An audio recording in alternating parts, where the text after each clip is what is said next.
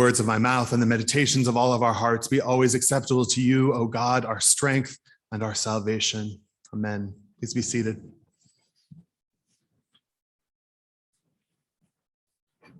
When you hear of wars and rumors of wars, do not be alarmed.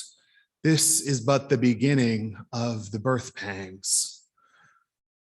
When we're finally seeing a bit of light at the end of this pandemic tunnel, it seems a bit inconsiderate of the lectionary to be dishing up war, rumors of war, earthquakes, and famines. We don't yearn to hear about these things on a Sunday morning in mid-November. Our nights are arriving earlier and earlier each day, and the world is feeling a bit bereft of light. We come to church for a ray of hope, and instead today's gospel veers in a decidedly apocalyptic direction. But make no mistake about it, apocalyptic texts do offer hope, but we must have ears to hear. So let's begin at the beginning. Jesus is predicting the destruction of the temple in Jerusalem. Why? Was it simply because of Jesus's generally bad attitude toward most religious and political leaders? Or was it a bit more complex? To decide, we'll need to know a couple of things about the temple in Jerusalem, that venerable seat of ancient Jewish religious practice. Indeed, all Jews were expected to make a pilgrimage to the temple at least 3 times a year to offer animal sacrifices through the priests. We should know, however, that the temple whose destruction Jesus predicted is actually the second temple to occupy that location in Jerusalem. The first temple was built by King Solomon about 1,000 years before the birth of Jesus. And about 400 years later, Solomon's temple was destroyed by the Babylonians, and most of the conquered Jewish population was deported to Babylon. This was an incredible tragedy for the Jewish people. Psalm 137 recalls the memory of exile. By the rivers of Babylon, there we sat and there we wept when we remembered Zion. For there our captors asked us for songs, and our tormentors asked for mirth, saying, "Sing to us the songs of Zion." But how could we sing the Lord's song in a foreign land? Within 100 years, though, the Persians conquered Babylon, and the exiled Jews were allowed to return to Jerusalem and to begin rebuilding their temple. Given the resources of the newly returned exiles, though, the temple was rebuilt modestly, and it remained as such for the next 500 years. The temple endured periodic assaults and desecrations by foreign powers, but avoided total destruction. In the years just before Jesus' birth, though, when Herod became Rome's appointed king in Judea, he decided to undertake a dramatic renovation and expansion of the temple. Herod's renovation began in 20 BC and lasted for about 80 years. Can you imagine an 80-year renovation project? The area of the Temple Mount was doubled and surrounded by a retaining wall and gates, and the temple itself was elevated, enlarged, and faced with white stone. Indeed, the temple renovations were in process for all of Jesus's 33 years of life and continued even after his death. And Herod's renovations came at a significant human cost. Heavy taxes were imposed to pay for the renovation, which was widely considered a vanity project for Herod. Yet even after the temple renovations were completed, Herod's exorbitant taxes persisted. And it was frustration over oppressive taxation that would, about 30 years after Jesus' death, lead to the cataclysmic Jewish revolt against Rome. During this revolt, which would turn into a full-fledged war, the Romans completely destroyed the second temple. And it is under these circumstances, either just before or just after the Jewish-Roman War, that Mark wrote his gospel. So it is no wonder that there is an apocalyptic flavor to Mark's narrative. Mark's world was coming apart at the seams, and the premonitions of this undoing had been palpable for quite some time, even during Jesus's lifetime. Indeed, the oppressive nature of Roman rule was so obvious, so ordinary, so commonplace, that it often doesn't get mentioned in the Gospels very explicitly.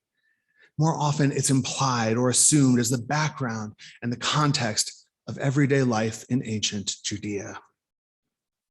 And we know that those with whom Jesus related were often those most negatively impacted by Roman rule.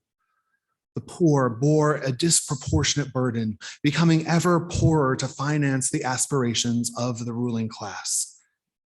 And for the poor, for people living in a context in which they had little influence and little power, apocalypticism can in fact be quite hopeful. This painful, difficult reality in which you are living, apocalypticism says, will one day be undone. There will be a reckoning. The world as you know it will one day crumble. Do not be alarmed. This is but the beginning of the birth pangs.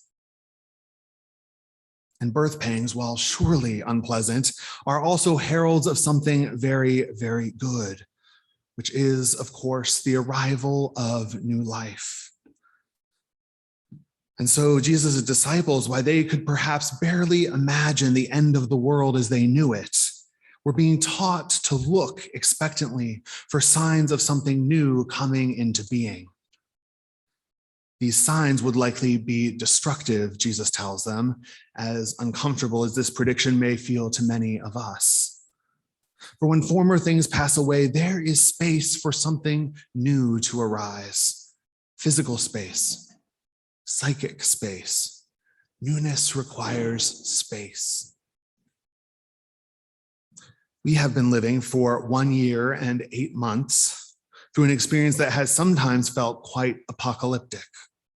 Friends, neighbors, and strangers have all become potential vectors for disease. Many of us have felt unsafe and afraid for a very long time. And now we're trying to figure out what's next. Can we simply resume life as it was before? Or are we now living in a fundamentally different reality? Are we living in a time that is asking us to attend to birth pangs? I think many of us have been hoping that we can just pick up where we left off, which might be why there seems to be an epidemic of grumpiness, rudeness, and even hostility going around. Have you noticed? We're trying to do things the way we've always done them, and nothing is working quite as well as we remembered it. But neither can we seem to find the space or the time to imagine doing things differently, because we're in such a rush to get things up and running again. We're in such a rush to forget the 5 million dead. We're in such a rush to ignore the loss all around us. But newness needs space, demands space. And although it has most certainly been destructive, COVID hasn't left us with a whole lot of open space or open time. We are hell-bent on making up for lost time, in fact. And what little new space there is, we're trying to fill as fast as we can to stave off the difficult feelings that arise when we acknowledge the magnitude of the losses we have endured on this planet. But we're uncomfortable, so uncomfortable, and nothing really seems to be working. Perhaps because underneath it all, what we're really feeling are birth pangs. They're provoking a collective irritability, demanding our attention, unwilling to be ignored. Indeed, we ignore them at our own peril, at the peril of our species, at the peril of our earth, at the peril of any future worth having. Let us not ignore the birth pangs. May it be so. Amen.